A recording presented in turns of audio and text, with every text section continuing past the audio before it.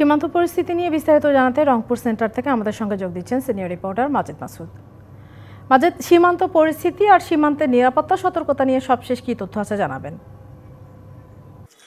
ইশরাত, আপনি নিশ্চয়ই জানেন যে আসলে রংপুর বিভাগের 6টি জেলা, বিশেষ করে পঞ্চগড়, নীলফামারী, ঠাকুরগাঁও, লালমনিরহাট, কুড়িগ্রাম, এই 6টি জেলাই সীমান্ত ঘেঁষা জেলা। এখানে প্রায় ভারত বাংলাদেশের সীমান্ত পথ রয়েছে 1060 কিলোমিটার।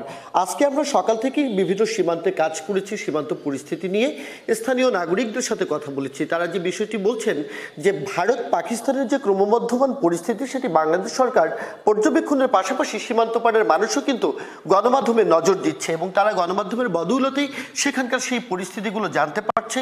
ফলে সীমান্ত পরিস্থিতি এখন পর্যন্ত শান্ত থাকলেও সীমান্ত পাড়ের বাসিন্দাদের মধ্যে উদ্বেগ উৎকণ্ঠার কমতি নেই। অন্যদিকে স্বরাষ্ট্র উপদেষ্টা আজকে বলেছেন যে সীমান্ত পাড়ে ধান কাটতে পারবেন কৃষকরা, কিন্তু আমরা যখন কৃষকদের সাথে কথা বলেছি, কৃষকরা বলছেন সীমান্ত লাগোয়া তাদের যে কৃষি জমি সেখানে তারা যেতে পারছেন না। বিজিবির পক্ষ থেকে কৃষি জমিতে না যাওয়ার জন্য বলা হয়েছে যে শূন্য রেখার আশেপাশে তারা যেন না যান, সেজন্য বিজিবির পক্ষ থেকে সতর্কতা জারি করা হচ্ছে এবং বিজিবি সেখানে টহল জোরদার করেছে। তো ফলে কৃষকরা কিন্তু সেই জায়গাটায় যেতে পারছে না। অন্যদিকে বিএসএফ সদস্যরাও এই কৃষি জমি লাগোয়া স্থানগুলোতে যখনই তারা যাচ্ছে তাদেরকে অশ্রাব্য ভাষায় গালিগালাজ করছে বলেও কিন্তু এই স্থানীয় নাগরিকরা তারা অভিযোগ করছেন। এবং সবশেষ যে তথ্য আমার সহকর্মীর কাছ থেকে আমি পেয়েছি, আজকেও কিন্তু ঠাকুরগাঁয়ের হরিপুর সীমান্তে 10 জন ভারতীয় নাগরিককে তারা আটক করেছে বিজিবি। অর্থাৎ পুশিনের যে ঘটনা সেটি নিয়েও কিন্তু একটি উদ্বেগ উৎকণ্ঠা বা আতঙ্ক রয়েছে। এবং আমরা দেখেছি সীমান্ত লাগোয়া স্থানগুলোতে কিন্তু যে জায়গাগুলোতে কাঁটাতারের বেড়া নেই সেখানে বিজিবির পক্ষ থেকে অধিক সতর্কতা জারি করা হয়েছে। বিজিবির পক্ষ থেকে মাইকিং করা হচ্ছে, কোনো রকম অচেনা বা অপরিচিত মানুষের আনাগোনা দেখলেই যেন বিজিবিকে খবর দেওয়া হয় এবং পাশাপাশি যেন ওপার থেকে কোনো লোকজন যেন বাংলাদেশে অবৈধ অনুপ্রবেশ ঘটাতে না পারে, এর জন্য বিজিবি কোথাও কোথাও অস্থায়ী তল্লাশির চৌকিও নির্মাণ করেছে। এবং আমরা দেখেছি সীমান্তের অপর প্রান্তে বিএসএফ সদস্যরা সেখানে কিন্তু প্রতিবেশী দুই দেশের যে যুদ্ধ পরিস্থিতি, এটা নিয়ে সীমান্তের সাধারণ মানুষের ভাবনাটা কি?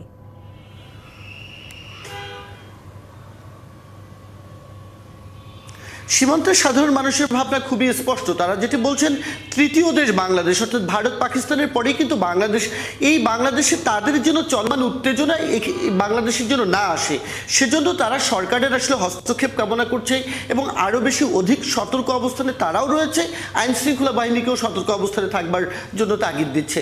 একই সাথে তারা যেটা বলছে, ভারত পাকিস্তানের মধ্যে বর্তমান যে চলমান পরিস্থিতি সেটি আসলে আন্তর্জাতিক কূটনৈতিক চাপের মধ্য দিয়ে হোক বা যে কোনোভাবে হোক এটি যেন প্রশমিত করা হয়, শান্ত করা হয়, সেটি কিন্তু সীমান্তের পাড়ের মানুষও চাচ্ছেন। এবং সীমান্তের পাড়ের মানুষ যেটি মনে করছেন যে ভারত পাকিস্তানের এই ক্রমবর্ধমান পরিস্থিতির কারণে এর প্রভাব কিন্তু বাংলাদেশে প্রত্যক্ষ পরোক্ষভাবে পড়বে। বিশেষ করে বৈদেশিক বাণিজ্যের ক্ষেত্রে একটি বড় প্রভাব পড়তে পারে। সেক্ষেত্রে আমাদের যে পণ্যের বাজার, সেই পণ্যের বাজার অস্থিতিশীল হতে পারে। ফলে মানুষজনের মধ্যে একটি উদ্বেগ উৎকণ্ঠা তো আছেই, পাশাপাশি সীমান্ত পরিস্থিতির যেন উত্তেজনা তৈরি না হয় সেজন্যও কিন্তু তারা একটা ভয়ের মধ্যে আছেন এবং সেজন্য তারা প্রার্থনাও করছেন। পাশাপাশি আইন শৃঙ্খলা বাহিনীর দিকে তারা তাকিয়ে আছেন।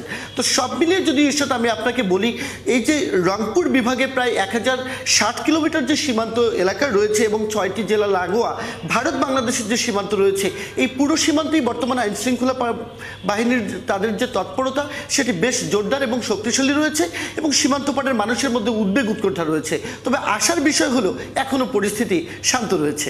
ইশরাত, ধন্যবাদ মাজেদ মাসুদ।